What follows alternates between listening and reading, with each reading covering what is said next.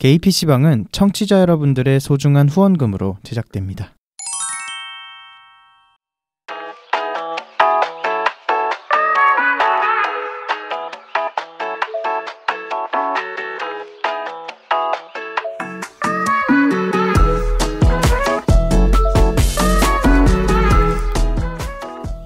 일상을 살아가는 퀴어들의 랜선 놀이터 개피방 53번째 이야기 1부 시작합니다.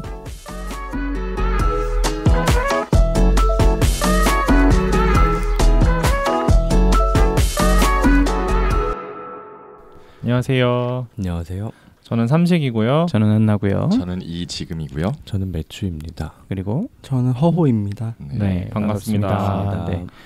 자, 이렇게 오늘 시즌4 첫 번째 게스트분을 모시고 에피소드를 시작을 했습니다. 네. 그리고 예고한 대로 이번 게스트분은 허호 작가님이시고요. 그리고 첫 방송과 다르게 매추와 한나도 함께하고 있습니다. 아, 네, 반갑습니다. 안녕하세요. 매추님, 네. 몸은 좀 괜찮으신가요? 네. 괜찮은 것 같고요. 목소리는 좀 약간 아직 가 있는 것 같아요. 아직 같지만. 그건 어제 놀다 오셔서 그런 거 아니에요? 네, 지금 아무튼 일주일 격리하고 네. 축하드립니다. 고생 많이 하셨네요. 저번에 그 녹음 보내주신 거 듣는데 너무 이렇게 목 다 잠겨갖고 내 목소리가 아니더라고. 완전 그래갖고 좀 안쓰러웠어요. 맞아. 저는 아직도 기침을 하고 있어요. 그러니까요. 그 전증 코로나 때문에. 지금 지금 2달 됐죠? 맞아요. 이제 아니죠. 제가 3월 달이었으니까. 근데도 기침을 한참 그렇구나. 3달 정도 되죠. 이제 조심해야겠다. 그러니까요.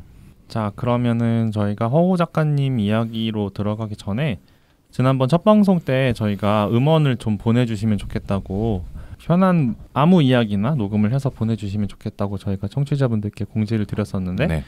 1등으로 데넨폴님께서 네, 저희한테 이메일을 보내주셨어요. 음원을 담아서. 네. 그래서 그거를 지금 소개를 해드리고 같이 들어보고 네, 이야기 나눠보고 이제 본격적으로 시작하도록 하겠습니다. 네. 안녕하세요, 댕가폴입니다. 저희는 지금 휴가를 와 있습니다. 낭창하게 누워서 박상영 작가님의 대도시의 사랑법을 읽고 있었거든요. 근데 팟빵 알림이 울리네요. 얼마나 반가웠지 모르겠습니다. 은퇴하면 어디서 살까가 요즘 우리의 하도입니다.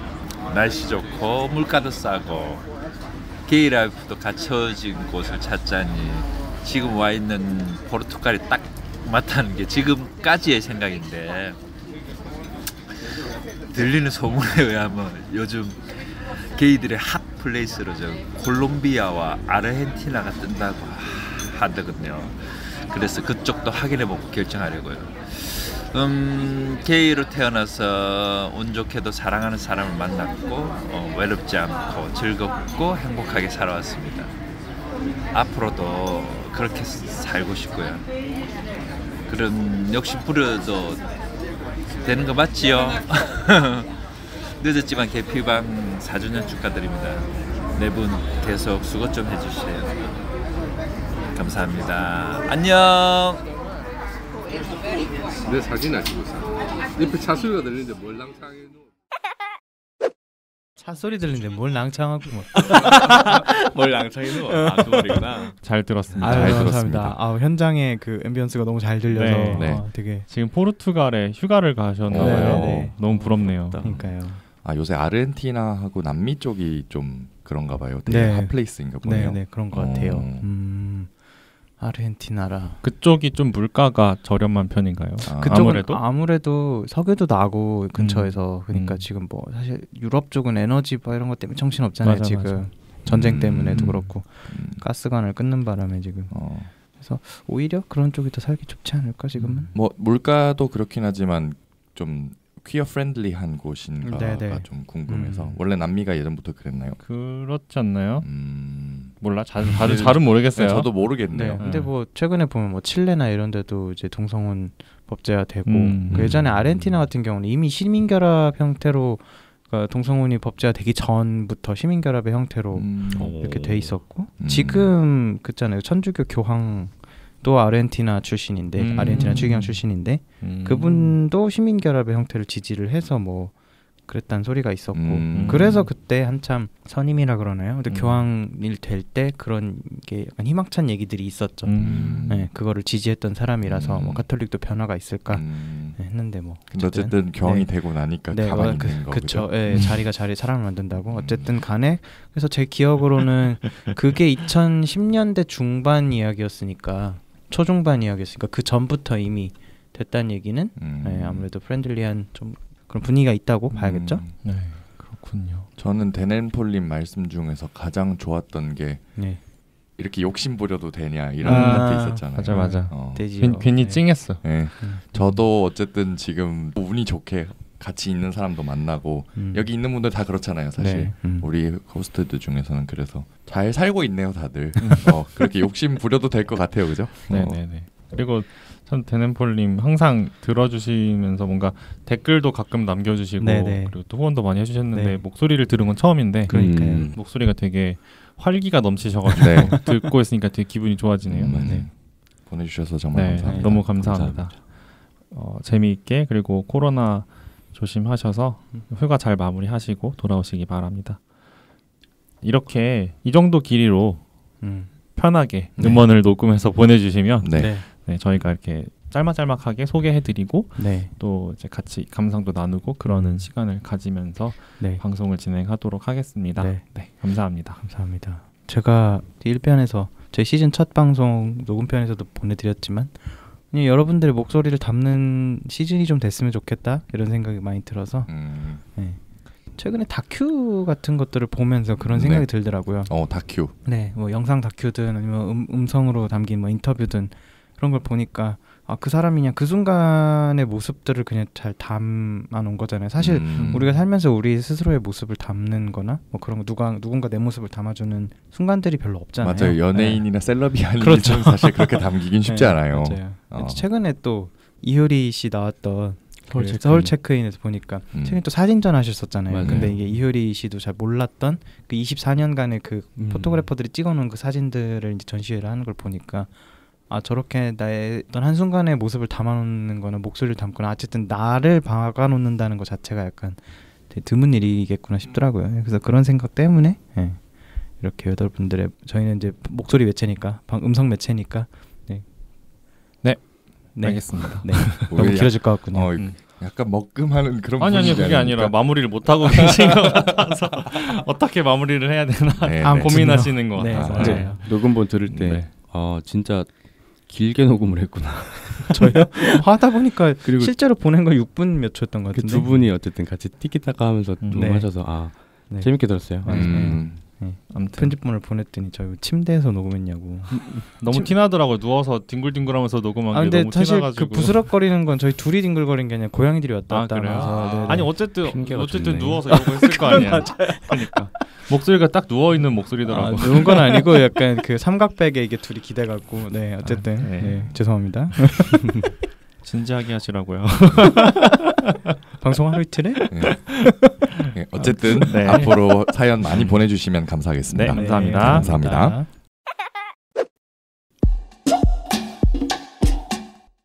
자 이제 오래 기다리신 호호님의 이야기로 들어가도록 하겠습니다. 일단 자기소개 부탁드릴게요. 어떤 분이시죠? 처음 들으시는 분들 되게 미묘한 표정을 짓고 계시는데 어색하신 것 같아요. 약간 안녕하세요, 허호입니다. 안녕하세요. 네, 정체성이 어떻게 되시죠? 시스젠더 게이입니다. 시스젠더 게이. 왜 이렇게 부끄러워하세요? 말씀 잘하시면서. 제가 원래 긴장을 좀 많이 하는 성격인데 KPC방을 되게 많이 집에서 듣다가 여기 스튜디오에 와서 이어폰 꽂고 생방송을 이렇게 두 귀에 이렇게 듣고 있으니까 기분이 너무 이상해가지고. 어떤 느낌으로 이상한가요? 꿈꾸는 것 같아요. 편집을 잘하는구나. 네, 맞아요. 편집 잘합니다. 생각보다 이상한 소리를 많이 하는구나. 저희가 딴소리 할 때마다 이상한 표정을 짓고 계시더라고요. 묘한 표정을. 다들 오신 분들 이렇게 실체를 알고 다시는 안 드셔지는. 그래서 다들 연락이 안 되는 건가? 한 번 나오면 연락이 잘 안 되잖아요, 사실. 그런 거예요? 농담이죠. 혹시 자신을 한 문장으로 표현한다면 어떻게 표현해 주실까요? 고민하다가 썼는데 궁극적으로 라벨링을 떼고 싶은 허호라고 적었어요. 네, 보통 퀴어라고 하면은 뭐 정체성을 뭐 나누는 용어가 될 수도 있겠지만 저한테 퀴어라는 거는 그냥 규정된 모든 걸 해체하는 용어로 작동하는 경우가 되게 많거든요. 그래서 어쨌든 간에 좀 사람들의 편의나 헤테로들과의 소통을 위해서 저희 자신들을 좀 카테고리화해서 설명하는 경우가 있는데 근데 결국에는 그 이해도가 굉장히 낮아서 그냥 그 표면적인 거를 가지고 오히려 희화화하거나 공격하는 경우들을 많이 봤어요. 그래서 그냥 서로의 것들을 좀 이해하면서 그냥 궁극적으로는 좀 카테고리를 제거했으면 좋겠다라는 생각을 하고 있는데 좀 길게 얘기해야 알아들으실 것 같은데 제 긴장을 해가지고 알아들으셨나요? 충분한 설명이에요. 그러니까 충분히 더 길게 얘기하셔도 됩니다. 잘 이해됐습니다. 그냥 허호라는 이름 하나로만 설명이 될 수 있는 사람이 되고자 한다 이런 느낌이기도 한가요? 맞습니다.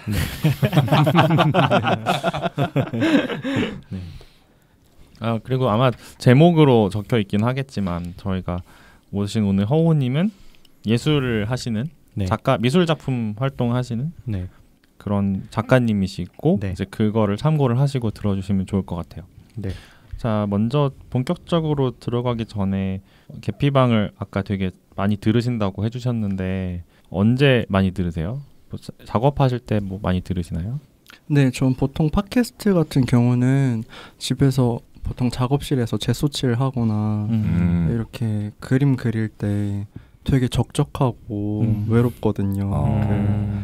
되게 그 공간에 혼자 새벽에 깨서 계속 이렇게 깨 있으면은 굉장히 외로운데 그때마다 좀 외로움을 달래주는 게 팟캐스트. 새벽마다. 네, 새벽에. 저희가 말동무가 되어드렸네요.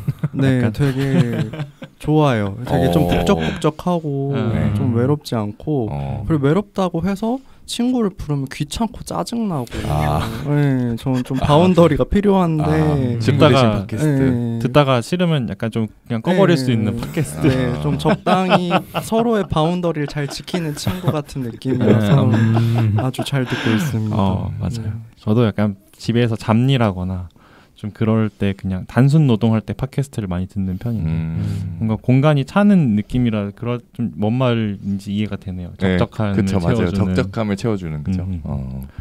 혹시 어떤 편을 제일 재밌게 들으셨을까요? 전 최근에 그 베어 GMPD 편 제일 재밌게 들었고 그거 끝나고 나서 약간 감상 같은 것도 청취자들한테 오는 편도 들었는데 그때도 그 말씀하셨듯이 게이인데 몰랐던 부분들이 되게 접점이 정말 없었던 그 정체성의 집단이 또 있구나라는 걸 다시 한번 느꼈고 그 뼈 냄새 난다는 표현이 너무 기억에 남아가지고 너무 재밌는 거예요. 뼈 냄새 난다는 게. 그래서 그랬어요. 강렬한 키워드. 그렇죠. 일종의 젠더인 거야. 우리 의식 같은 것도. 그렇죠. 서로 다른 롤들과 접점이 없고 막. 뭐 이따가 이야기하다 보면 나올 수도 있겠지만 그 허 작가님 작품들의 대다수가 약간 좀 근육질 몸매보다는 약간 살집이 좀 있고 그런 몸을 많이 그리시는 것 같은데 그런 작품 활동을 하시다 보니까 이런 편이 조금 더 귀에 들어오는 것도 있지 않았을까 싶었어요. 네.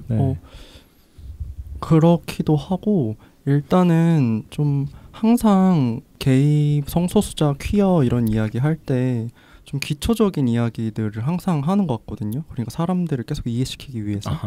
근데 어쨌든 간에 게이 PC방에서 다뤘던 주제들이 좀 세분화된, 그러니까 우리끼리 좀 할 수 있는 그런 이야기여가지고 그게 되게 좋았던 것 같아요. 항상 엘라이들과 이렇게 연대하기 위해서 설명하고 A를 다시 알려주고 다시 알려줘야 네, 다시 가나다라를 알려주고 알파벳부터 다시 하고 수어를 알려주고 소통을 해라. 너무 근데 무슨 연대가 필요한 건 알겠거든요. 너무 감사한 일인데 그냥 가끔 좀 그래요. 처음부터 끝까지 가르쳐줘야 되니까. 네. 일일이 무슨 액죠? 예, 연대해 주셔서 감사합니다. 감사합니다. 네, 감사. 마무리가. 네, 감사는 한데요, 네. 여러분 제대로 좀 알고 오세요. 네. 싫어하지 않아요. 네, 싫어하진 않는데 제대로 좀 알고 오시기를. 네. 그 외에 저기 예전에 이반지아님도 대충 설명하라 그랬잖아요. 키워드를 너무 설명하기 좋아한다고. 맞아. 설명하고 싶어한다고. 네. 그러지 말라고 그랬잖아요. 근데 설명 안 하면 또 실수하거든요. LI들 보면. 맞아. 또 우리한테 신뢰하거든. 네, 그렇죠. 네. 네. 그렇죠. 근데 결국에는 아까 허 작가님 이야기하신 그 라벨을 궁극적으로는 떼는 작업이 지향돼야 하는 맞는 맞아요. 건 같아요. 그렇죠. 청취자분들 중에서는 그 허우 작가님이 어떤 작품 활동을 하시는지 어떤 아트 활동을 하시는지 잘 모르시는 분들이 계실 것 같아요. 그래서 혹시 어떤 작업을 하고 계시는지 지금은 어떤 살친구에서 어떤 활동을 하고 계시는지 한번 잠깐 설명을 해주실 수 있을까요? 네. 네. 아무래도 시각예술 작업을 하고 있고 주로 회화 작업을 하고 있는데 기획도 가끔 겸해서 하고 있습니다. 그래서 일단 보시는 게 가장 이해가 빠르실 수도 있으니까 인스타그램에 허호 치면 나오니까 그리고 허호 작가를 치면은 구글이나 네이버에 치면은 제가 트래픽을 먹으려고 굉장히 노력을 많이 했기 때문에 무조건적으로 제 CV나 페이지가 나오기 때문에 네, 그거를 보셔도 멋있다. 되고 네, 주로는 회화 작업을 하고 있고 게이 당사자로서 좀 직관적인 게이의 신체를 그리는 작업들을 해왔어요. 잘 안 나오는데요? 그것도 검색을 여기 나왔다. 나왔잖아요. 네네. 나오잖아. 조금 내리니까 나오네요. 네. 죄송합니다. 첫 페이지에 잘 안 나와요. 아니 여기 첫 페이지에 나와요. 아까 저기 작가님이 허호 작가까지 치라 그랬어. 네. 허호 작가까지 치라 그랬어. 바로 나온다. 첫 번째로. 그러니까 허호 작가 이렇게 치니까 메뉴에 나오네요. 그러니까요. 인스타그램도. 네, 여러분 많이 쳐서 1등으로 나올 수 있게. 네. 양승국 작가님이랑 같이 나란히 나오기도 하네요. 자, 그러면은 양승국 작가님하고 그 콜렉티브 아티스트 콜렉티브 살친구를 하고 계시잖아요. 네. 그게 뭔지 그리고 어떻게 그런 걸 하게 되셨는지 좀 그런 거를 설명을 해주실 수 있을까요? 작가님 물론 양승국 작가님 편에서 한번 말씀을 해주셨던 것 같긴 한데 그래도 또 허우 작가님 입으로 설명을 들으면 더 좋을 것 같아서. 아티스트 콜렉티브는 쉽게 말하면 팀이라고 볼 수 있는데요. 개인적으로 작가 활동을 하는데 콜렉티브 활동을 할 때 뭉쳐서 공동 작업을 하거나 전시를 만드는 일을 한다고 생각하시면 됩니다. 그렇군요. 네, 살친구의 결성 계기는 살친구는 2017년에 네, 날짜가 정확한지 모르겠는데 2017년경에 양승욱 작가님이 지금은 프라이드 엑스포로 바뀐 프라이드 페어에 나가기 위해 결성한 팀이에요. 그래서 그때 당시에는 다른 멤버가 있었고 그 후에 활동이 없다가 2019년에 제가 양승욱 작가님을 만나면서 살친구라는 이름을 알게 됐는데 그 이름이 너무 좋아서 아티스트 콜렉티브로 전환하면 어떻겠냐고 제안을 해서 그래서 이제 2019년부터 제가 들어간 살친구 활동이 시작이 됐고요. 보통 살친구는 내 굿즈 살친구 뭐 이런 식의 의미가 있어요. 내 굿즈를 살 사람 뭐 이런 네. 근데 살친구라는 의미 자체는 비역지를 할 정도로 친밀한 친구라는 그 살친구. 네. 순우리말이라고는 했는데 저번에 그 양성욱 작가님 나온 편 들어보니까 친구가 한자라고. 맞아. 네. 그 얘기 있었다. 사실 살만 그죠? 네. 살만 우리말이에요. 네. 근데 지적질을. 근데 네이버 국어 사전에는 그렇게 나오는 것 그래요? 네. 그냥 친구라 그러니까 뭐 그냥 외래어네요 사실. 네. 그렇잖아요. 근데 약간 그게 순우리말이라는 식으로 뜨는 것 같더라고요. 네. 그래서 보통 그렇게 설명을 했는데 그때 저도 친구가 한자인 줄을 모르고 있어서 그냥 살친구가 순우리말이라고 하니까. 살동무 어떤가요? 살동무. 살벗. 동무도 한자인가? 벗도 한자인데. 근데 벗이 그렇구나. 벗이 한자라고? 아니야? 벗은 우리말. 우리나라 말이야? 벗은 우리나라 말. 살벗. 네, 살벗. 벗자가 더 좋은데 왠지. 벗. 벗을 사람? 세상에. 괜찮네요. 아니, 근데 그러면은 굿즈 살친구의 의미가 없어지잖아요. 네, 그래서 그래서 그냥 그 두 의미를 담기 위해서 계속 맞아요. 살친구라는 이름을 쓰고 계시는 거예요. 아, 그건 처음 알았네요. 이 의미는 굿즈 살친구. 네, 맞아. 양수 작가님은 설명 없으셨어요. 그래서 뭐 나랑 같이 살친구 뭐 이런 식의 좀 여러 가지의 그런 살친구라는 괜찮다. 그거 너무 좋은 것 같아요. 연대의 의미도 동시에 담고 있어요. 그래서 갑자기 오늘 만들어 오신 거 아니죠? 아니에요. 양승욱 작가님이 말씀해 주셨는데. 아, 그래요? 근데 보통 말을 잘 안 하는 것 같아요. 그래서 저랑 같이 다니면은 보통 제가 구구절절을 맡고 있고 양승욱 작가님은 그냥 말 잘한다. 네, 박수 잘하네요. 이런 거. 역시 설명을 되게 잘하시네요. 네. 그래서 퀴어 행사 프라이드 엑스포 같은 데 나갈 때는 빅퀴어 창작자 엘라이 분들하고 나가기도 하고 반대로 뭐 빅퀴어 행사 퍼블리셔스 테이블이나 뭐 그런 행사에 나갈 때는 퀴어 창작자들과 함께 나가는 연합팀으로 주로 2019년에 기능을 했어요. 그래서 2020년부터는 콜렉티브 전시를 본격적으로 열게 되면서 양승욱, 허호 2인 체제인 살친구가 되었습니다. 근데 주로 페어에 나갈 때는 양승욱 작가님이 다른 작가님과 함께 나가시곤 해요. 그래서 요새는 얄칠 작가님과 같이 프라이드 엑스포에 나가고 계십니다. 저 기억나요. 작년에도 나가셨던 거. 네. 그렇게 나갈 때도 살친구라는 이름으로 나가나요? 네. 그래서 주로 양승욱 작가가 자기 주 활동이 아닌 이름을 쓸 때 살친구나 이름을 쓰기도 하고요. 그래서 보통 많이 헷갈려들 하시는데 그냥 네. 프로젝트 관심을 많이 가져주세요. 토이 같은 느낌인가? 토이. 토이. 개건 보컬이 계속 바뀌는 그렇구나. 그런 느낌으로. 근데 유희열이 그걸 계속 하듯이 허호랑 양승욱이 프로듀싱을 계속 하고 공이로비 뭐 이런 토이 맞아요. 우리 방송 왜 이렇게 나이 든 게 티가 나죠? 근데 들으시는 분들 다 30, 40대 위주라서 다 알아들으실 거예요. 그렇죠? 그렇겠죠? 그렇죠. 그 정도는 알아야지. 그렇죠. 교양. 그렇구나. 근데 저번에도 기억에 남았어요. 퀴어 행사에 빅퀴어 창작자들을 같이 모셔서 나가고 반대로 빅퀴어 행사에 퀴어 창작자들 나가는 약간 뭔가 교량 같은 역할을 하는 것 같아서 일부러 그렇게 하시는 거죠? 네, 애초에 그 양승욱 작가님이 만들 때 그 취지가 그랬어요. 그래서 되게 좋은 의견이라고 아이디어라고 생각했어요. 본인은 그냥 혼자 나가기 뻘쭘해서 만든 건데 근데 포장을 약간 유머러스하게 하지만 사실은 깊은 속뜻이 있다. 맞아요. 항상 그렇게 얘기를 하더라고요. 그분이 약간 진지한 걸 못 견디시는 스타일인 것 같아요. 보면은 그죠? 맞아. 뒷담하는 거 같은데. 아니 뒷담이 아니라 그분 성격이 그렇다고 항상 표현하죠. 진지한 일을 하시면서도 되게 별거 아닌 것처럼 말씀하시는 경향이 좀 있는 것 같아요. 양승욱 작가님. 그냥 상 탔어요. 근데 네덜란드 가서 탕 탔는데 그거를 또 본인이 막 저는 받으면 진짜 엄청 막 나 이거 받았다. 막 그래서 막 제 스스로 막 보도 자료 써서 아마 뿌렸을 거예요. 근데 양승욱은 그런 걸 잘 못해요.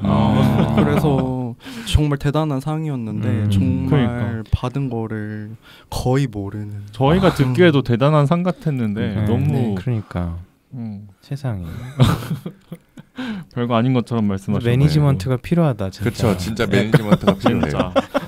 그래서 살친구 초반엔 제가 매니지먼트를 하려고 그때 당시엔 제 작가 포지션이라기보다는 기획자 포지션으로 들어갔었는데 양승욱 작가의 작업이 제가 봤을 땐 되게 좋고 대단한데 작업량이 진짜 많아요.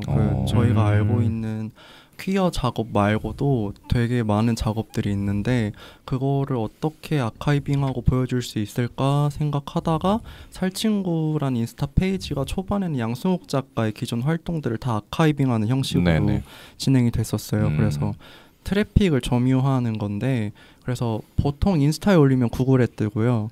그리고 네이버 블로그에 올리면 네이버나 다음 해시태그 같은 카카오에 뜨기도 하고 그래서 되게 많은 방식으로 양승욱의 이름을 노출시키는 일들을 하려고 그렇게 만들었었는데 네, 그러다가 어쩌다가 제가 작가의 미련을 놓지 못하고 미련?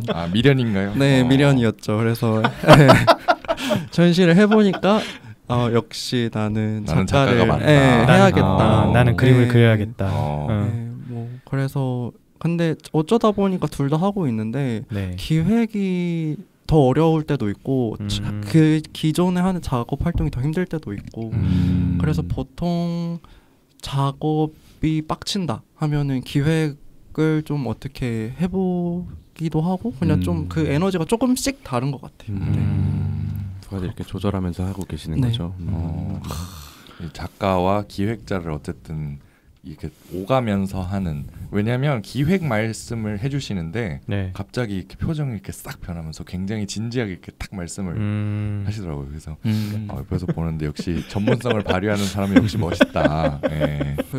지금님이 표정이 진지해졌다고 했는데 저는 약간 그 작가랑 기획이랑 겸한다고 하면은. 네.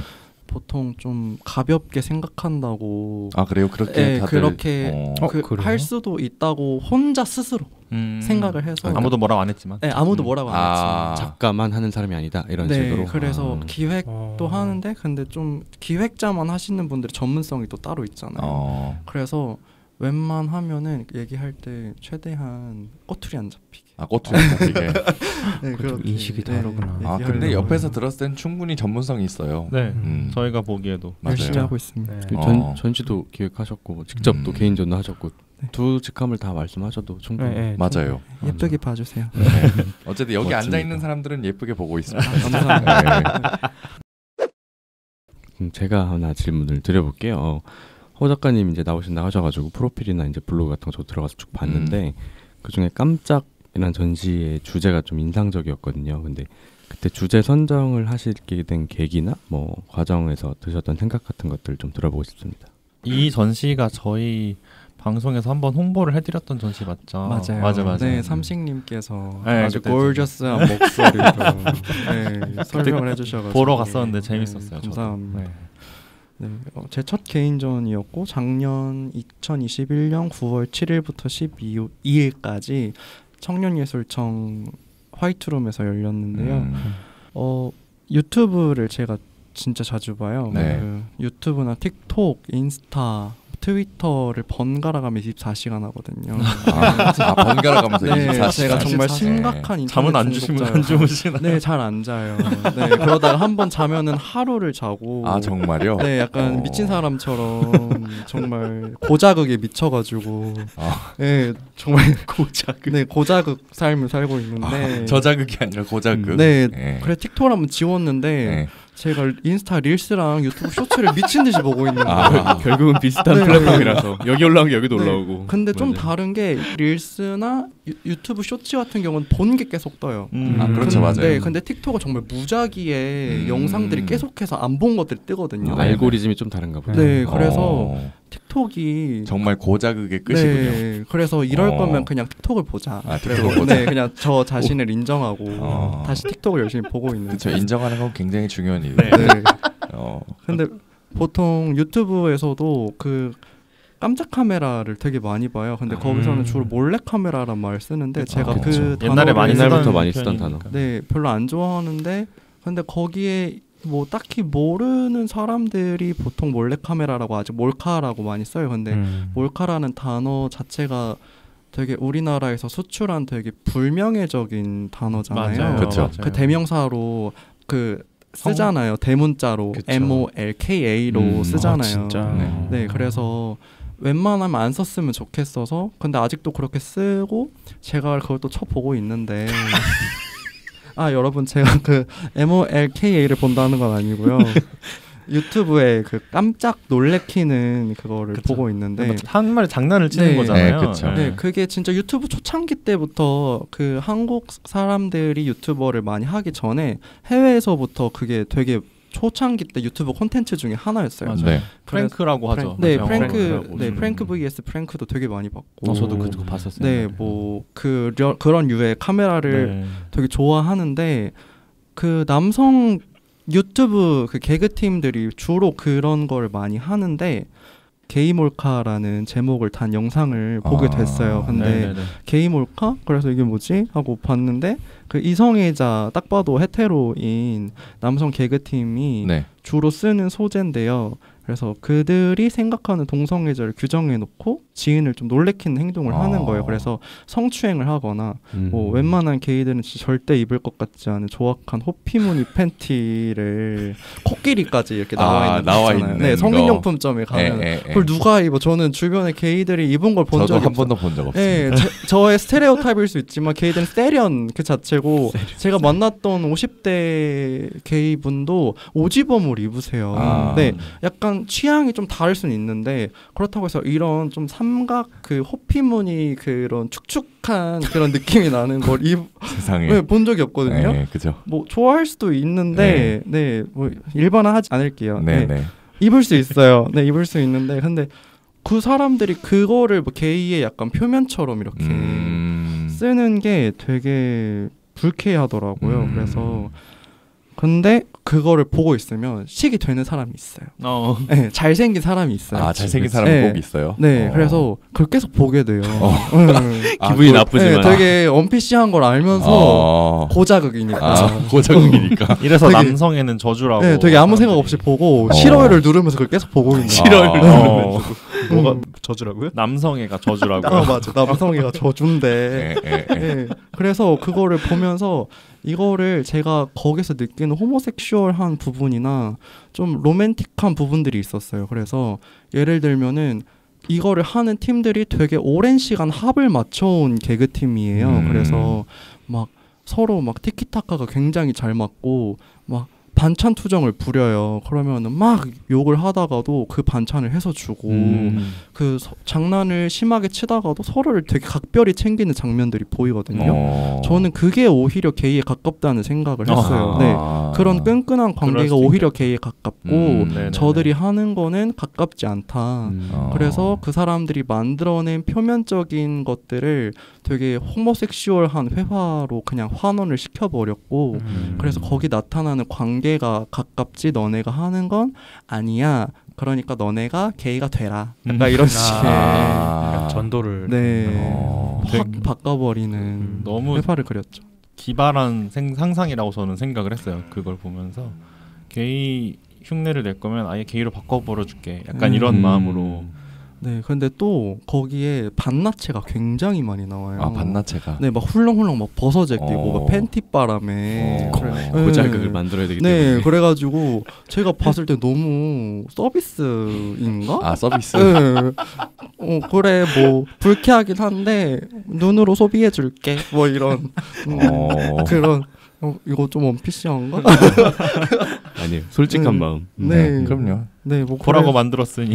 네, 그래서 한 영상을 주로 다뤘는데 그게 술을 굉장히 많이 먹고 일어난 다음 날에 3명이 짜고 1명이 성추행을 당했다고 생각하는 상황을 만들어 놓은 거예요. 그래서 1명이 일어났는데 팬티가 반쯤 벗겨져 있고 물티슈가 막 이것저것에 놓여져 있고 일어났는데 막 자기가 너무 당황스러운 거죠. 다 같이 알몸으로 네, 그리고 거의 알몸 상태로 침대에 다닥다닥 붙어 있으니까. 아, 옆에 친구들이. 네, 그래갖고 근데 보통 그런 생각은 잘 안 들잖아요. 보통 그런 행동을 할 거라고 생각을 안 해. 같은 뭐 친한 사람들끼리. 네, 친한 사람들끼리니까 워낙 오래 본 동료니까. 그래서 일어났는데 그런 상황이 놓여져 있으니까.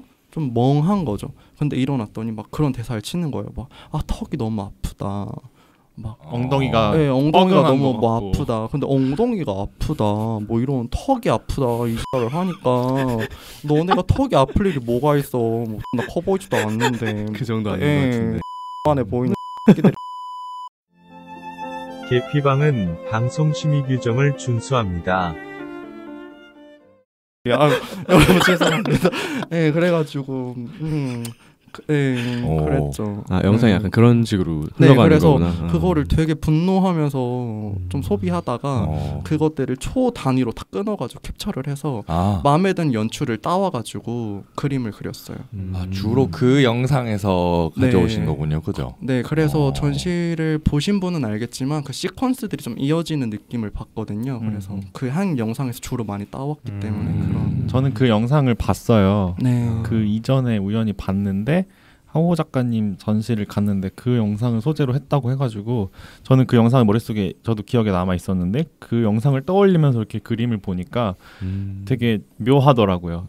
분명 그 영상에는 전혀 그런 섹슈얼한 느낌이 없고 좀 불쾌한 느낌이었는데 그림이 너무 예쁘게 그려져 있어가지고 그래서 보는 당사자들이 기분이 안 나빴으면 좋겠어가지고 예뻤어요. 진짜 최대한 아름답게 그리려고 많이 했던 것 같고 근데 동시에 그런 피드백도 들었어요. 근데 이걸 보면은 그게 생각이 나서 자기는 기분이 나쁘다. 기분이 나쁘다. 네, 그걸 지울 수가 없다. 이런 식의 피드백도 들었어요. 저는 오히려 그 영상을 되게 예쁘게 바꿔준 것 같아서 저는 오히려 더 그런 생각이 들었어요.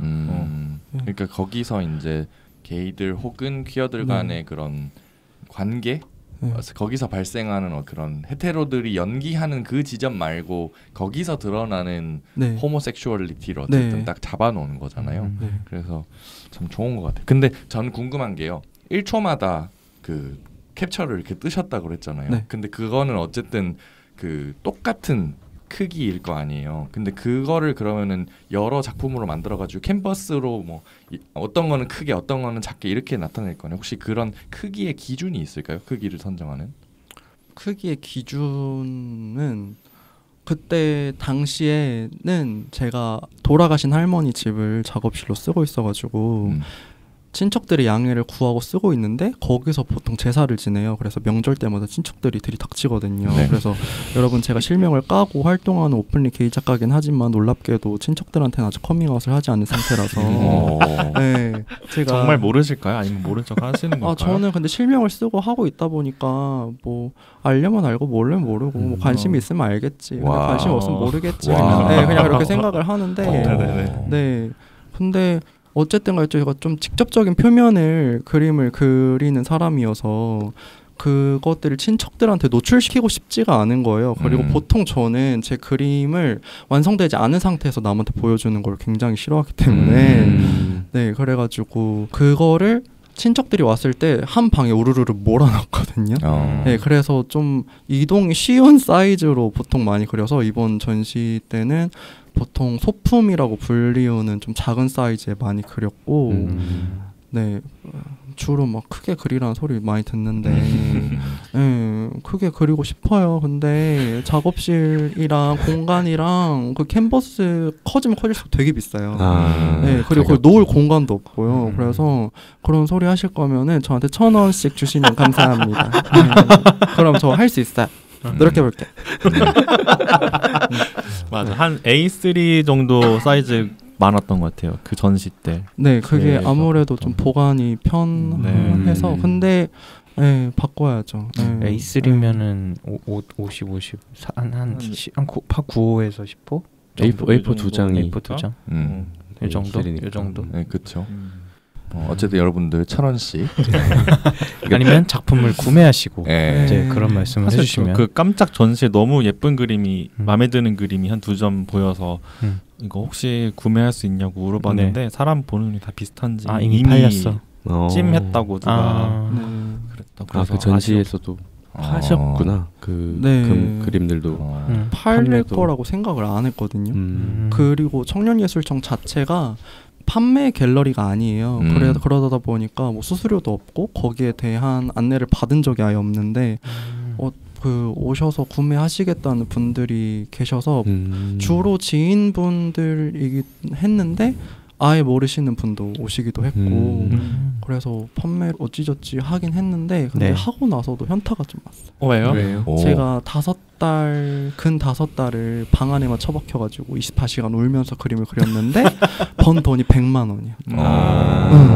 물론 제 그림을 작게 그리긴 했어요. 작게 그려서 좀 가격도 적당히 맞춰서 잘 팔았는데 근데 막 그거에 비해서 기간에 비해서 정말 쏟아본 에너지에 비해서 그렇게 돌아오는 그 자본이 별로 없다 보니까 이걸 지속할 수 있는가에 대한 의문이 들더라고요. 그래서 한동안 좀 슬럼프에 빠져 있다가 근데 그런 거 따지면 작가 못한다 생각이 들어가지고 저 이거 계속 할 거여가지고 그냥 알바라도 해 그냥 이러고 자지 말고 그냥 나가서 돈이나 벌어. 그 금액 같은 경우는 그러면 구매자와 이제 판매하신 작가님이 서로 협의 혹은 뭐 이런 거에 의해서 정해지는 건가요? 보통은 제가 정해요. 보통은 제가 정해놓으시면 그 신진 작가들 뭐 캔버스가 호당해서 3에서 5호 그러니까 1호당 3에서 5만 뭐 적당하다 뭐 이런 소리도 있고 근데 되게 달라요. 다들 가격을 매겨놓는 기준들이 맞아요. 너무 다른데 저 같은 경우는 소품 위주로 했었고 좀 마음에 드는 거는 좀 가격을 좀 더 매기고 주변 사람들이 너무 많이 물어보는 건 그냥 가격을 조금 더 올리고 그러니까 그런 건 수요와 공급이 근데 제가 봤을 때 좀 그림이 큰데 좀 완성도가 떨어지고 마음에 안 든다. 그러면은 그거는 그 호수에 비해서 좀 싸게 매기고 왜냐면은 그걸 너무 비싸게 주면은 네, 너무 양심이 없으니까 네 보통 제가 마음에 드는 거와 마음에 들지 않는 거 위주로 좀 가격을 매겨요. 보통 작가가 매겨요. 근데 컬렉터나 뭐 그걸 구매하는 사람이 너무 비싸다라고 생각하면 뭐 협의를 하기도 하고 내가 이거를 살 테니까 뭐 액자를 해줬으면 좋겠다. 뭐 이런 식의 그런 식도 있어요. 의논을 하기도 하고 아니면 직접적으로 얘기는 안 하지만 그럼 안 사는 경우도 있고 그렇죠. 네, 그렇죠. 신기하네요. 사실 이 캔버스 크기는 제가 궁금해서 이제 쓴 거기도 한데 되게 다양한 크기와 이제 뭐 가로 세로 이렇게 해서 그림을 그리셨더라고요. 그래서 저는 이제 안타깝게도 직접 가서 보진 못했는데 이제 블로그에서 봤을 때 다른 이제 전시를 가봐도 다들 캔버스들이 다양해서 혹시 작가님 오셨으니까 한번 여쭤보고 싶었어요. 회화하시니까. 그 다음 질문도 제가 하나 이어서 하면 작품 제목이 되게 다양하게 붙어 있어서 되게 재미있게 봤거든요. 작품들에서. 근데 혹시 그 작품을 제목을 정할 때 어떤 노하우 있으신지 궁금합니다. 네, 주로 양성욱 작가님이 네이밍 센스가 진짜 좋아요. 네이밍 센스가 살친구부터 해가지고 네, 그 제목이나 그런 거를 진짜 기발하게 짓거든요. 그래서 주로 양승옥 작가님한테 물어볼 때가 있어요. 그래서 같이 상의를 하고 그래서 뭐 옛 노래 가사에서 따오는 경우도 있고요. 그래서 뭐 에모에서 뭐 나타난 뭐 그런 제목도 있고 얘 뭐 기억 안 나시나? 네, 되게 길어가지고 뭐 그런 제목도 있고 아니면 뭐 다른 기억나는 제목 있으세요? 그리고 깜짝 같은 경우는 그 영상을 다 캡처를 했다 그랬잖아요. 그래서 거기서 나오는 대사들을 갖다가 붙였어요. 그래서 뭐 이렇게 뭐 선배 어제 기억 안 나요? 뭐 이런 식의 대사라든지 대사에서 나오는 뭐 그래갖고 뭐 턱이 너무 아파요. 뭐 이런 식의 것들을 갖다가 다 붙였어요. 니네가 이런 소리를 했으니까 내가 이걸 영원히 박제를 하겠다. 이런 식으로. 고마워. 제목을 지을 수 있네. 뭐 이렇게 정말 재밌네. 이렇게 갖다 붙이고. 그런 식으로 제목을 붙입니다. 다른 거에 비해서는 조금 그래도 조금 쉬운 제목 정하기긴 했겠네요. 그렇죠? 네, 그렇지 못한 것들은 주로 좀 로맨틱한 느낌이 들 수 있는 것들을 좀 찾다 보니까 옛 그 가요 가사들을 좀 많이 따오게 되는데 그대 등 뒤에 서면 난 왜 작아지는가 뭐 이런 식의 그대 등 뒤에 서면 나는 왜 에모네. 작아지는가 그대 맞아요. 그 에모에 나타나는 노래를 잘하네요. 우리 어머니가 좋아하지. 그런 식의 것들을 좀 따오는데 근데 그 옛 가요에 대한 지식은 저보다 양승욱 작가님 풍부하셔가지고 아무래도 이제 연배가 있으시나 보네요. 그렇죠. 연배 얘기하는 거 굉장히 안 좋아하시는데 죄송합니다. 아니 뭐 사실이니까 너가 나이 먹은 건 너희 잘못이 아니야. 아니 그러니까 저는 양승욱의 지식을 굉장히 사랑하기 때문에 저는 그런 양승욱의 살아왔던 길이 없으면 그를 사랑하지 못했을 거라고 생각하기 때문에 자신감을 가져. 조만간 나오시겠는데. 해명 방송. 지금 옆에 계신 것 같아요. 오늘 출연료를 좀 드려야 될 것 같은데 이 정도면은 자꾸 언급이 돼가지고 거의 출연 중이셔.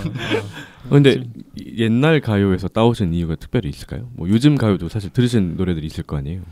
요새 가사 K-팝 같은 경우는 되게 흔하게 많이 쓰여요. 되게 흔하게 많이 쓰일 때도 있고, 뭐 K-팝이 좀 퀴어니스랑 많이 연관이 되어 있다 보니까 그렇게 좀 퀴어 쪽이나 현대미술 쪽에서 K-팝을 많이 가지고 오는 경우도 있고, 이미 쓰는 것들이 많아서. 그리고 제가 좀 표현하고자 하는 로맨틱함은 좀 결이 좀 다른 것 같아요. 잘 모르겠어요. 그냥 불러줬는데. 이렇게 말해줬는데 너무 마음에 든다 갖다 쓰자 해서 쓰긴 했는데 그래서 조금 더 뭐랄까 더 로맨틱한 지점이 있는 것 같은 생각이 들어서 물론 K-팝 좋아합니다. 좋아하지만 좋아합니다. 제목을 정할 때는 이제 좀 더 네. 예전 가요들에서 찾는. 네. 그때가 조금 더 어떤 사랑 표현이나 이런 것도 조금 더 뭐라 해야 돼 풍부했다 그래야 되나? 네, 그런 느낌이 좀 없지 않았지. 그냥 옛 가요들 좀 그 가사 들으면 좀 찡하지 않나요? 네, 저는 좀 그런 부분들이 있는 것 같아요. 네. 그런 게 있죠. 자, 그러면 매추님이 적어주신 질문 중에 하나가 또 좀 영어 부제가 그러니까 한국어로도 제목을 달고 영어로도 제목을 다시는데 영어 부제가 좀 전혀 다른 의미인 경우도 있다고 하시면서 예를 들어서 병풍이 되어가는 경험이라고 한국어 제목을 다셨는데 영어 제목은 Daddy Issue 약간 이런 식으로 지으신 것도 있다고 하시면서 이런 것들은 또 어떻게 짓게 되셨는지가 좀 궁금하다고 하셨어요.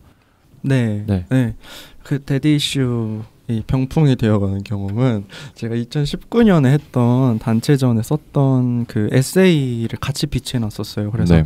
그때 뭐 같이 했던 회화랑 에세이랑 같이 비치해뒀는데 그때 당시에 제가 주변에 아는 중년 게이가 거의 없다시피 했고 그래서 늙음에 대한 롤모델이 좀 필요하다는 생각이 컸어요. 그래서 늙음에 관한 생각이 되게 그저 뭐 섹슈얼리티 뭐 팔리고 안 팔리고의 문제가 아니라 그냥 전체적으로 저는 늙음에 대한 것을 굉장히 두려워했고 그래서 그게 시간이 지나면 현재 있는 모든 안정이 무너져 내릴 거라는 생각을 되게 많이 해요. 그래서 그게 뭐 내가 가지고 있는 관계라든지 그런 것들이 시간이 지나면은 다 되게 불안정해지고 뭐 기본적으로는 뭐 부모님부터 해서 그런 것들이 시간이라는 게 굉장히 불확실하잖아요. 맞아요. 근데 거기서 좀 그냥 되게 불안해하는 게 되게 컸어요. 그래서 근데 거기에 대한 게 정체성으로나 직업적으로나 좀 안정적인 게 저한테는 하나도 없다는 생각을 많이 했었고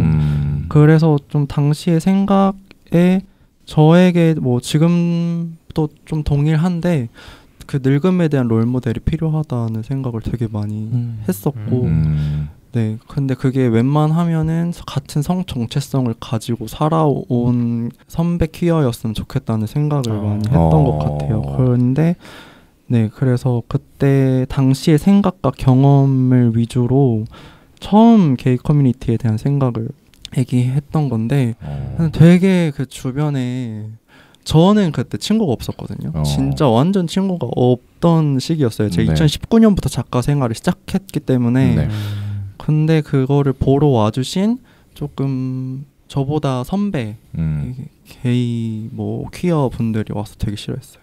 싫어했다고요? 네, 제가 병풍이 되어간다 병풍에다 비유를 해가지고 약간 제가 늙어가는 그런 거를 좀 되게 부정적으로 묘사를 했다고 생각을 하실 수도 있다고 생각을 했어요. 근데 네 실제로 뭐랄까 이게 제가 그 찐방이나 DVD방 리서치를 양승욱 작가랑 2019년에 좀 했었거든요. 네네. 그때 가서 네 리서치를 하면서 중년의 게이분이 이렇게 왔다 갔다 하면은 되게 병풍 취급받더라고요. 네, 그거를 좀 직설적으로 좀 보았던 그런 경험도 같이 포함을 해가지고 그쵸. 되게 늙어가는 거에 대한 두려움 같은 것도 직접적으로 뭐 커뮤니티 사이트에 가서 같이 좀 보고 이런 식으로 하고.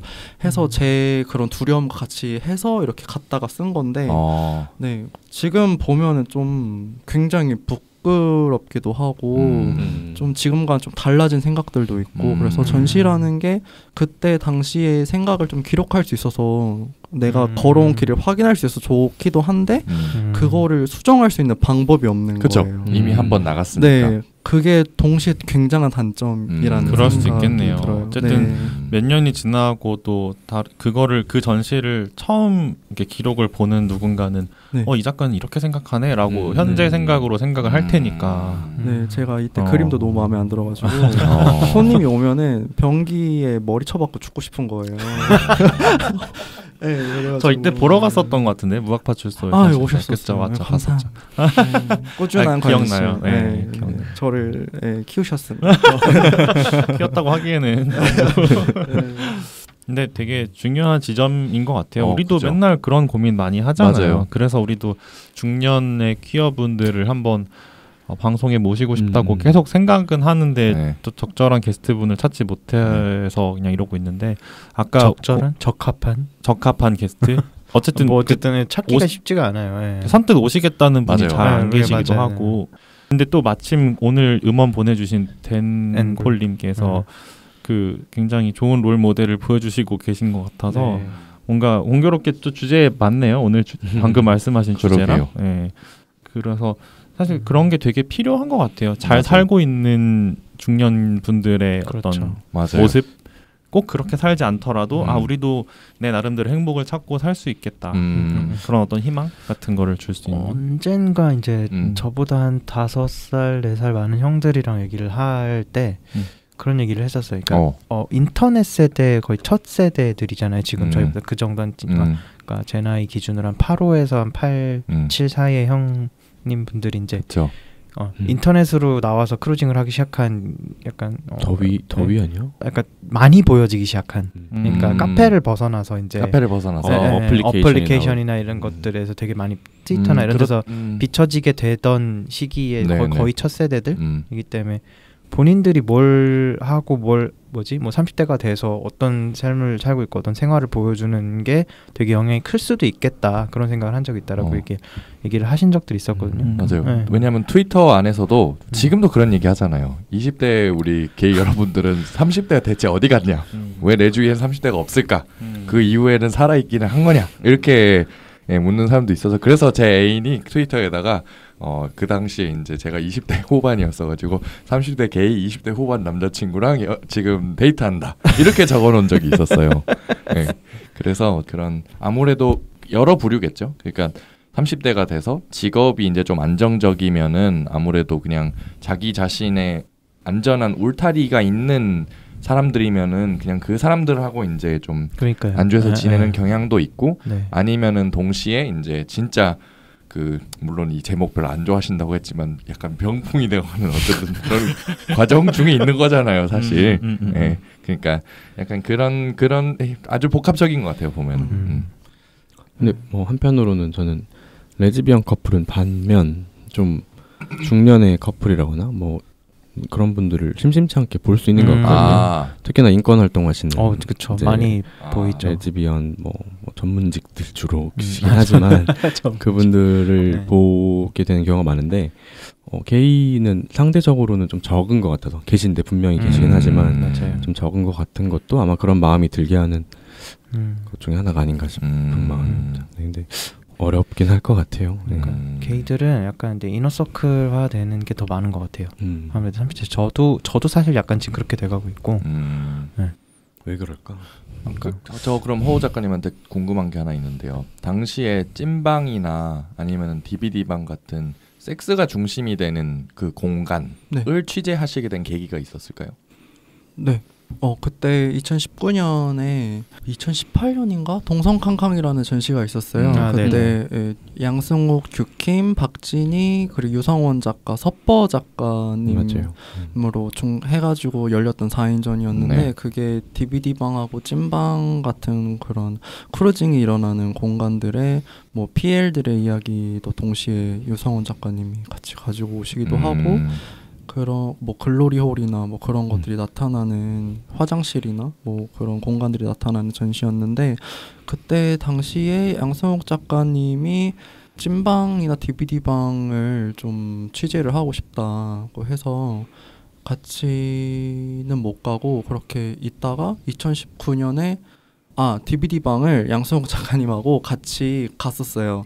그래서 어디에 있는 모 DVD방에 직접 연락을 제가 드려가지고 거기서 사진을 찍고 싶어서 혹시 해주실 수 있냐, 협조를 해주실 수 있냐고 해서 선뜻 해주시겠다고 했는데 대신 조건이 제가 치우지 말아달라고 그랬어요. 그 쓰고 난 흔적들을 치우지 말아달라. 제가 다 치우겠다 그래가지고 같이 가서 양승욱 작가님하고 제가 스텝으로 가서 좀 그 설치 그때 당시에는 장난감을 그 맞아요. DVD 방에 이렇게 설치하는 작업이었거든요. 그래서 같이 설치를 하고 그런 식으로 하다가 2019년에 청주에 내려가게 됐는데 그게 양승욱 작가님 청주 미술창작 스튜디오에 레지던시에 가게 되면서 내려갔는데 저는 그때 당시에 여름이었는데 에어컨이 없어가지고 죽을 것 같은 거예요. 그래서 제발 저 좀 데려가 달라고 사정을 해가지고 이렇게 같이 갔어요. 그래서 그러면서 자연스럽게 궁금한 거예요. 청주에 퀴어 공간 어디 있음? 네, 청주에 게이 공간 어디 있음? 네, 약간 그렇게 하다가 너무 궁금해서 조사를 시작했어요. 둘이. 네. 청주에 있는. 네, 그 2018년에 DVD 방이나 찐방에 대한 관심이 자연스럽게 2019년에도 같이 가게 되면서. 네네.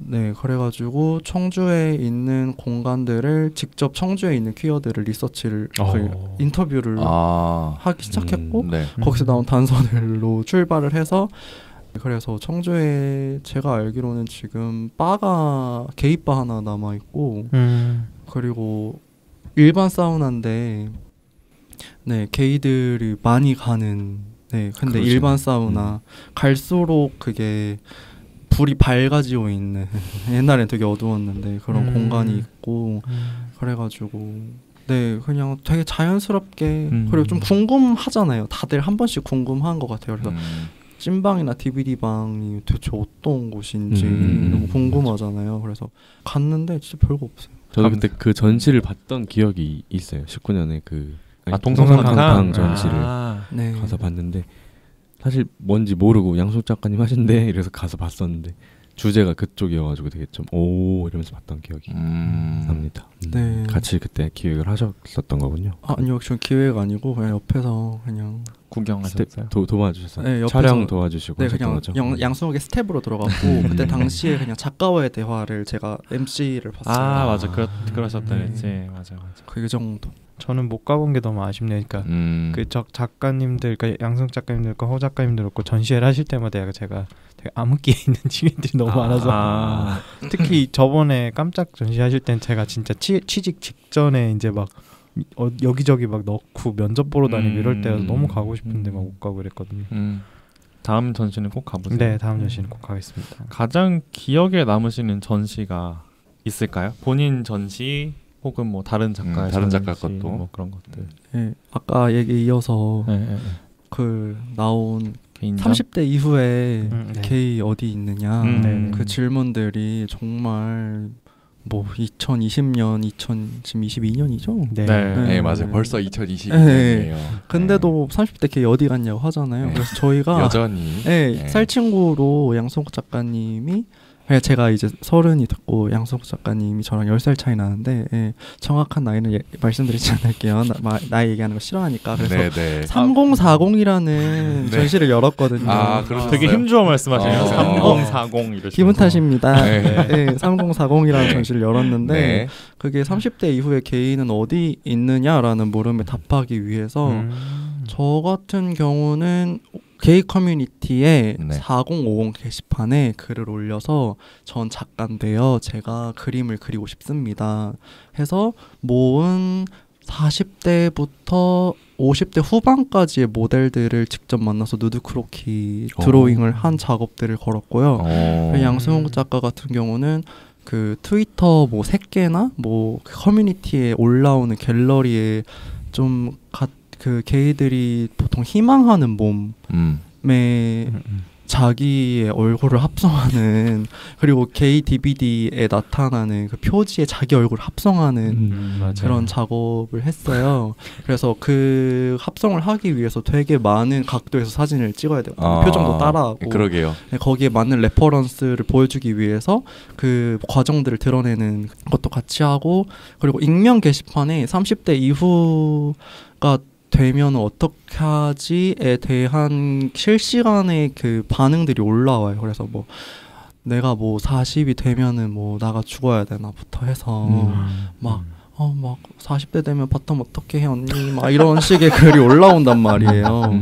근데 그게 옛날에 뭐 20년 전 글을 퍼온 게 아니라 아직도 실시간으로 여전히 지금도 아마 올라올 거예요. 네, 근데 저도 뭐 30대이긴 한데 저는 이제 옛날처럼 막 친구가 없지 않고 뭐 주변에 되게 잘 살고 있는 30대 이후의 게이들을 많이 보고 있거든요. 그래가지고 근데도 그냥 동시에 거기 대해서 좀 얘기를 나누고 싶어가지고 좀 여러모로 이렇게 전시를 꾸렸는데 근데 게이 커뮤니티에서 저 거의 처음으로 반응이 왔었어요.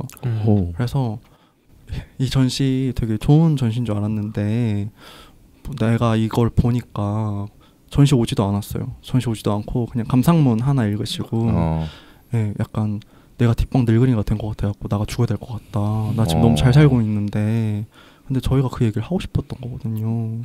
네. 그러지 말자고 사실 얘기하는 건데. 네, 그냥 뭐 근데 좀 저희의 불안이 좀 작용하긴 했죠. 안 팔리면 어떡하나.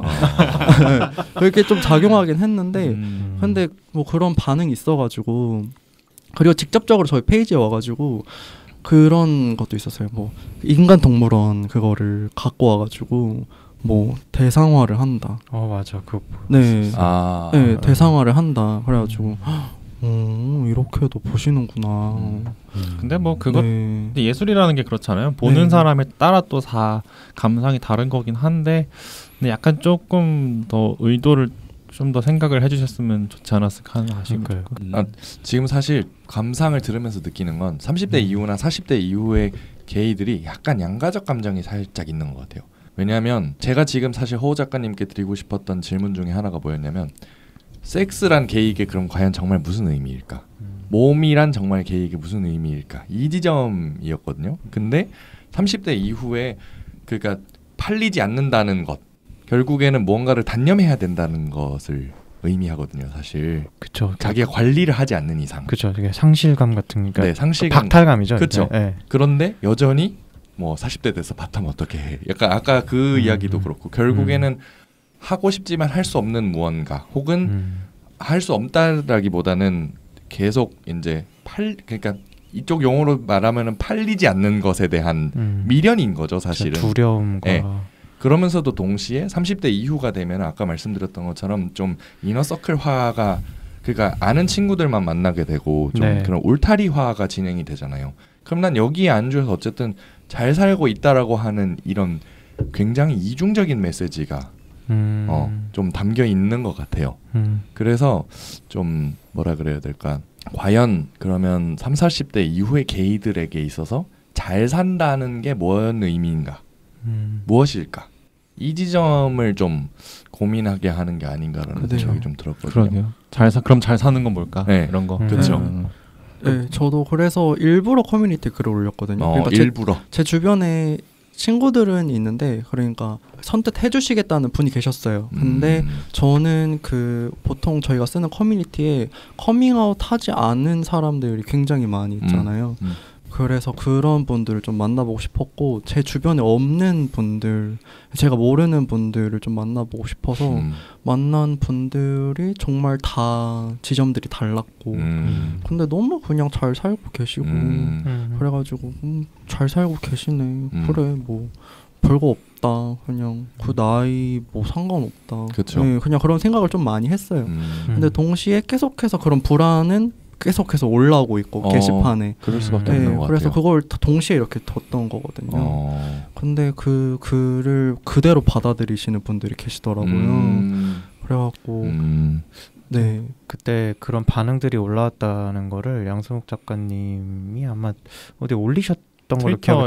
트위터에 올리셔갖고 저도 그걸 보면서 그걸 그렇게까지 생각하는 사람들이 있네라고 생각을 했었거든요. 왜냐하면은 이거는 그냥 저의 편견일 수도 있고 제 주변 30대들이 약간 그래도 다 잘 사는 축에 속하는 그러니까 잘 산다는 게 뭐 금전적인 게 문제가 아니라 정말 그냥 뭐 파트너를 찾아서 행복하게 지내거나 아니면 개인의 취향에 따라서 이렇게 뭐 맛있는 거 먹으러 혼 다니고 그냥 그렇게 자기의 취향을 확고히 해가면서 살고 있는 사람들이 굉장히 많아서 근데 그렇게까지 악하게 반응할 일인가? 라는 생각을 좀 했었어요. 그때 작가님 올리신 글을 보고. 그런 거 아닐까요? 말씀 듣다가 지금 드는 생각인데 그 커밍아웃을 한 소위 말하는 활동이라고 하는 것들을 하는 그런 커뮤니티 활동을 하는 게이들 같은 경우는 게이 친구들도 있고 주변에서 자기를 지지해주는 친구들도 많이 있고 좀 지지 기반이 있는 거잖아요. 자기가 속해 있다는 소속감도 그쵸, 좀 갖고 소속감. 있고. 근데 커밍아웃을 하지 않은 사람일수록 내가 게이로서 존재한다고 스스로를 인지하는 순간은 동성 섹스를 하는 순간밖에 없는 거예요. 그럴수록 더욱더 이제 나이를 먹고 내가 누군가와 섹스를 할 수 없게 되는 그런 외모를 갖게 되면 그거에 대한 불안감이 더 커지는 게 아닌가 그런 생각이 드네요. 말씀 듣다 보면 팔린다는 거에 대한 공포가 그쵸. 안 팔린다는 거에 대한 공포. 그렇죠. 팔리지 않는다는 거에 대한 공포가 이제 자기의 정체성을 유지하는 어떤 그런 거 연결이 돼서 나는 게이 친구도 하나도 없고 파트너도 없고 내가 커밍아웃한 사람도 없고 그런데 내가 섹스도 못하면 나는 게이도 아닌 게 되는 약간 뭐 그런 거 그런 거 아닐까요? 지점이 자기 자신을 구성하는 근간이 흔들리는구나 약간. 그렇죠. 그럴 수 있겠네요. 너무 아니 왜냐면 사실 저도 20대 초반까지만 해도 저의 세상은 그냥 진짜 빨간 앱이었거든요. 네, J 앱, J 앱, 네, 아니면은 D 앱, 그죠? 네, 그 당시에 많은 것들, G 앱, 그랬는데 왜냐하면 그렇고 그 당시 이제 프로필에 가장 많이 적혀 있던 게 뭐 종태원 나가는 사람들 종태원 X, 끼X, 네, 끼X 이렇게 적어놓은 사람들이 진짜 많았어요. 그러니까 결국 그게 자신의 삶의 바운더리인 거죠, 사실은. 그렇죠. 내가 나로서 존재할 수 있는 그렇죠. 방식인 거지. 그 사람들. 근데 이제 앱에서 연애를 하려고 돌아다니면 사실 안 될 가능성이 훨씬 크잖아요. 그렇죠. 네. 그러니까 대체 왜 게이들은 섹스에 미쳐서 사는 걸까? 이런 질문만 던질 수밖에 없는 거고 그럼 당연히 환멸감 같은 거 느끼면은 나이 들어서 이제 나는 안 팔리니까 난 그럼 탈반할 거야. 약간 이런 생각들. 탈반. 네. 탈반. 오랜만에 듣네요. 네, 그렇죠. 어쨌든 참 옛날 용어들을 막 이렇게 그 당시에 많이 쓰이던 용어들을 이제 좀 복귀해서 보면 아마 그런 것 때문이지 않을까 싶기도 하고 그런 생각이 드네요. 맞아요. 근데 어쨌든 간에 저랑 양승욱 작가님 같은 경우는 게이 커뮤니티의 이야기를 좀 당사자성을 지니고서 좀 풀어나가는 건데 커뮤니티 얘기를 담을 때 뭐 우리가 젊음이나 뭐 늙음에 대해 논할 때 늙음에 대한 그런 생각이 있을 때 두려움이 있을 때 무조건적으로 막 괜찮다고 예쁜 것만 보여주고 싶진 않거든요. 그래서 지금 우리가 충분히 이런 불안을 가지고 있고 이런 불안에 대한 생각을 했고 이런 것들을 좀 기록으로 남길 필요도 있다고 생각을 해서 이렇게 접근을 하는 건데 당연히 여기에 대해서 뭐 부정적으로 볼 수도 있다는 생각은 해요. 근데 어쨌든 간에 그렇게 생각을 해도 이렇게 생각하는 사람도 있고 그리고 뭐 퀴어 내에서도 되게 다양한 시도가 이루어져야 된다고 생각을 하기 때문에 마음에 안 들어도 관심 좀 그리고 생각하시는 것보다 저희가 되게 다양한 작업을 하고 있기 때문에 그렇게 편협하지 않다는 점 그리고 비판은 달게 받아들입니다. 납득이 되면 납득이 되면 그렇죠. 납득되는 수준에서 비판을 해야죠. 비난이 아니라 비판을 하셔야죠. 다른 작가 전시 중에는 최근에 콜렉티브 야광이라고 90년대 레즈비언 콜렉티브예요. 그래서 그 항상 레즈비언 어디 있냐, 레즈비언 미술 어디 있냐, 뭐 이런 소리 되게 많이 하는데 이분들이 여기 있다 하고 정말 크게 외치는 전시였거든요. 저는 왜 몰랐죠 이거를? 굉장히 재밌는 전시였고 90년대생 레즈비언들의 시각을 담았고 그리고 이 전시 제목이 아마 이게 윤활유 그러니까 루브리칸트잖아요. L이잖아요. 근데 거기에 있는 모든 작품의 제목이 L로 시작해요. 그래서 L워드의 그 제가 그 읽기로는 L워드의 그 에피소드 제목들이 다 L이거든요. L로 시작하거든요. 그건 L에 대한 강박. L에 대한 강박. 되게 진짜 그 레즈비언 그 자체를 담으려고 되게 노력을 많이 하셨고 그래서 되게 신선하고 너무 재밌었고 그래서 짱이다. 우리도 분발해야겠다. G에 대한 강박이 이제 좀 있을 수 있는 근데 건가요, 저희는 그러면? 이제 막 너무 게이 당사자성을 가지고 게이의 얘기만 하지 않으려고 노력 중이거든요. 그래서 저희는 이제 막 논바이너리나 젠더 퀴어 같은 좀 가시화되지 않고 퀴어 내에서도 좀 되게 궁금해하고 잘 모르겠는 부분들에 대해서 좀 연대를 어떻게 할 수 있는가에 대한 생각을 좀 양승옥 작가도 아마 그렇게 느끼고 있을 거예요. 그렇게 하고 있는데 네 그렇게 하고 있고 공연 언급하고 싶은 거 드랙 남장신사라고 최근에 했죠. 정말 좋은 핫했죠. 정말 좋았어요. 가보진 못했죠. 나비님도 나오시고 맞아요. 선배 퀴어들의 얘기를 정말 잘 담았거든요. 그래서 윤김명우 레스보스 운영하시는 레스보스 사장님. 네, 레스보스 사장님이 어떻게 레스보스를 인수받게 되셨는지, 그리고 명동에서부터 자기가 정말 후배 때부터 어떻게 생활을 해오셨는지, 네, 선배 부치분들과 같이 어떻게 바지씨의 전설. 네, 그래서 어떻게 했는지 그거를 되게 잘 담았고, 그리고 그분이 가지고 있던 되게 첫사랑, 그러니까 잊지 못하는 사랑에 대한 것도 같이 담았고, 그리고 색자, 그 1세대 트랜스젠더 분이에요. 그래서 제3의 성, 그래가지고 그분이 어떤 수모와 고난을 겪으면서 지금까지 살아남았는지에 대한 얘기, 그리고 나비님, 너네가 부모가 필요 없으면 버려라, 이렇게 말씀해 주실 수 있는 그런, 너무 멋있잖아요. 소방 공무원이면서 자신의 자식을 숨기지 않고 트랜스젠더 팔찌를 당당하게 차고 다니는 그리고 그분의 자식이죠. 봉래연님.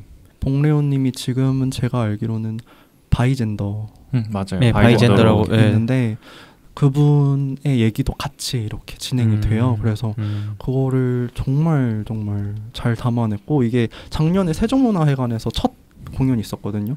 그때 보고 완전 오열을 했어요. 네, 그래가지고 다시 안 하시나요? 그래서 이번에 재공연이었어요. 이게 재공연이었구나. 그래서 정말 400석씩 3회 1200석이었거든요. 와, 근데 완판. 거의 어려웠다고. 맞아, 완판. 네, 처음에만 조금 자석이 남았고 그 후에는 다 매진이었고. 공연 방식이 궁금한데 이게 약간 독백식으로 진행이 되나요? 아니면 뭐 뮤지컬 느낌인가요? 연극식으로? 연극? 각색을 좀 했어요. 그래서 여기 그거를 재연을 해주시는 배우 세 분이 나와가지고 같이 이렇게 연극하듯이 그러면은 네, 그렇게 진행이 되고 독백도 나오고 나레이션도 나오고 노래도 나오고 뭐 한 가지로 정할 수 없는 극인 것 같다는 생각은 했어요. 네, 그래서 이 공연이 좋다는 얘기는 1시간 동안 할 수 있는데 네, 정말 정말 좋았고 네.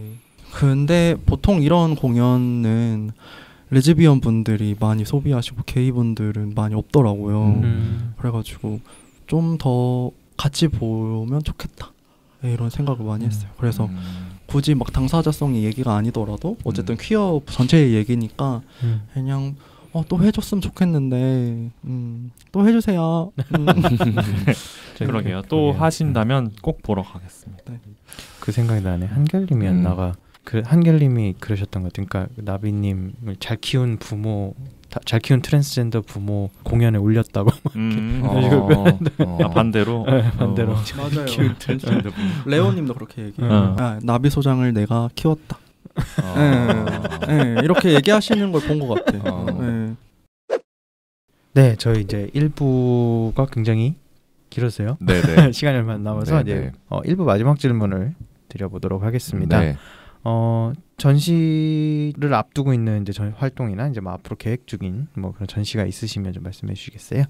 네, 저는 지금 성북의 동네 살롱제라고 그 진행하고 있는데 기획자 랑제님과 평론가 아모님, 비평가 아모님하고 3명이서 팀으로 PC에 관한 거를 리서치를 하고 있어요. 그래서 PC, 네, PC함, 네, Political Correctness, 네, 거기에 대해서 예술 안에서 PC가 어떻게 작동하는지에 대해서, 그러니까 기본적으로 PC는 깔려 있는데 그 안에서 되게 언PC하다고 느껴지는 부분들에 대해서 논의를 해보면 좋겠다고 생각을 해서 진행을 하고 있고 9월 2일에 7시에 그 살롱을 열거든요. 그래서 관심 있으신 분들은 오시면 좋을 것 같고 9월 2일 네, 그리고 그 양승옥 작가님하고 살친구 전시가 올해 말이나 내년 초에 있을 수도 있다고 전해드릴 수 있을 것 같다고 생각합니다. 그렇군요. 9월 2일 일정은 무조건 비워놓겠습니다. 정말? 정말인가요? 네, 지금 여기 일정표에다 넣어놨어요. 이렇게 넣어놓으면 저는 무조건 비워놓습니다.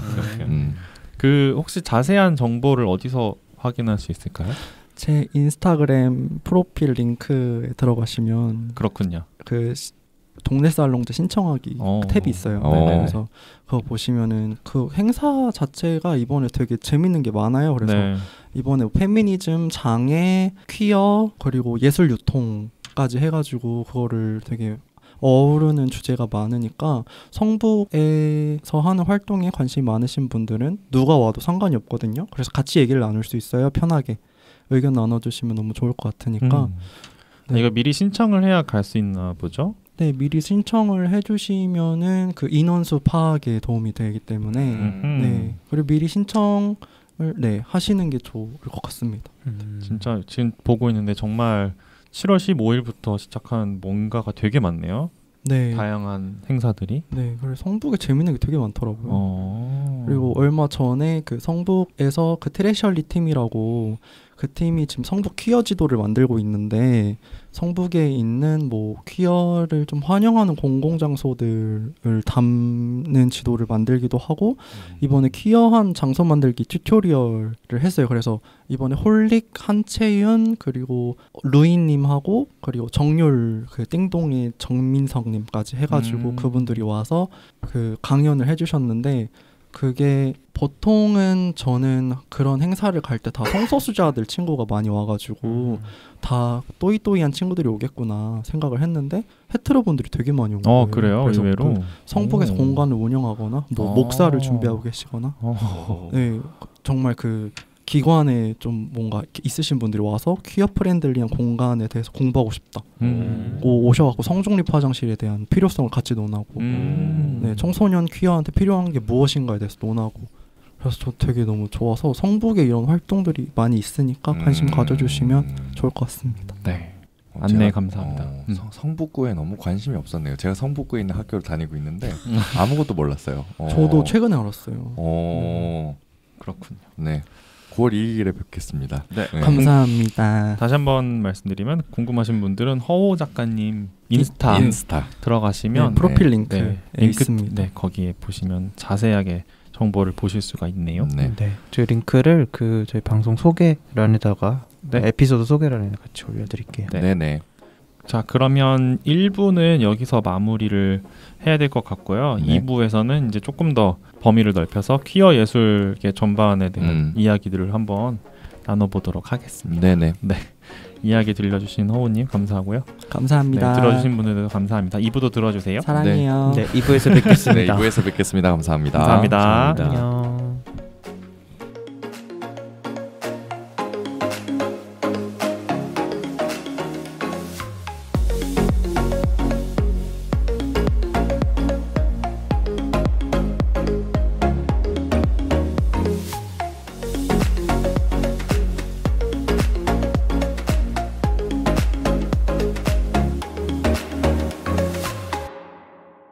PC한 놀이터 개피방